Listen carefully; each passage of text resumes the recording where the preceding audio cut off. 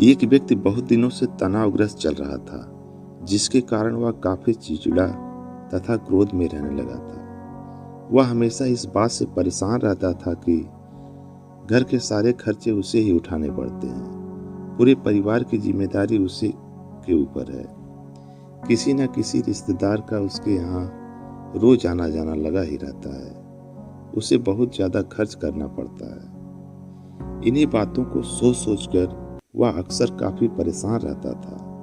अपने बच्चों को अक्सर डांट देता था तथा अपनी पत्नी से भी ज्यादातर उसका किसी न किसी बात को लेकर झगड़ा होता रहता था। इसी तरह समय गुजरता गया। एक दिन उसका बेटा उसके पास आया और बोला, पिताजी मेरा स्कूल का होमवर्क करा दीजिए। वह व्यक्ति पहले से ही तनाव में था, इसीलिए उसने बेटे को जोर से डांट कर भगा दिया।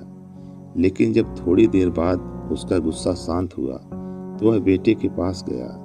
उसने देखा कि बेटा गहरी नींद में सोया हुआ है और उसके हाथ में उसके होमवर्क की कॉपी है। उसने धीरे से जब कॉपी लेकर जैसे ही नीचे रखनी चाहिए, उसकी नज़र होमवर्क के टाइटल पर पड़ी।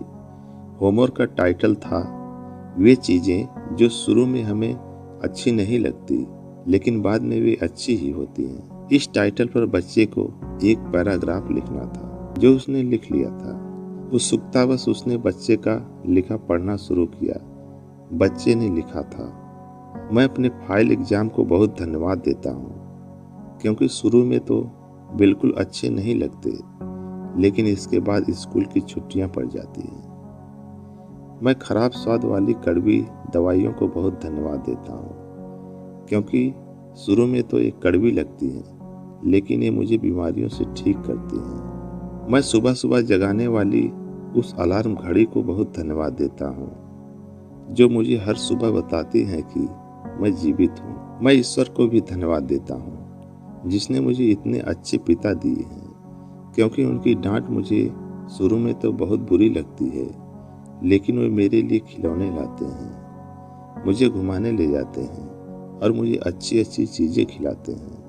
और मुझे इस बात की खुशी है कि मेरे पास पिता हैं, क्योंकि मेरे दोस्त राजू के तो पिता ही इस दुनिया में नहीं रहे। बच्चे का होमवर्क पढ़ने के बाद वह व्यक्ति जैसे अचानक नींद से जाग गया हो। उसकी सोच बदल सी गई। बच्चे की लिखी बातें उसके दिमाग में बार बार घूम रही थी, खासकर वह अंतिम लाइन। उसकी नींद उड़ गई थी।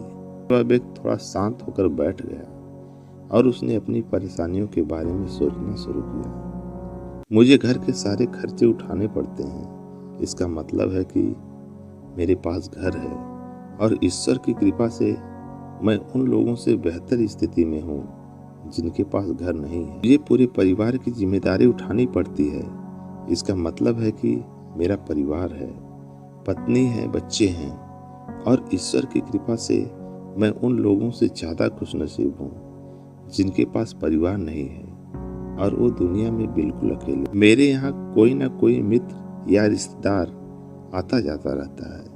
इसका मतलब है कि मेरी एक सामाजिक हैसियत है और मेरे पास मेरे सुख दुख में साथ देने वाले लोग हैं। मैं बहुत ज़्यादा खर्च करता हूँ, इसका मतलब है कि मेरे पास अच्छी नौकरी है और मैं उन लोगों से बेहतर हूँ जो बेरोजगार हैं या पैसों की वजह से बहुत सी चीज़ों और सुविधाओं से वंचित हैं। मेरे भगवान, तेरा बहुत बहुत शुक्रिया।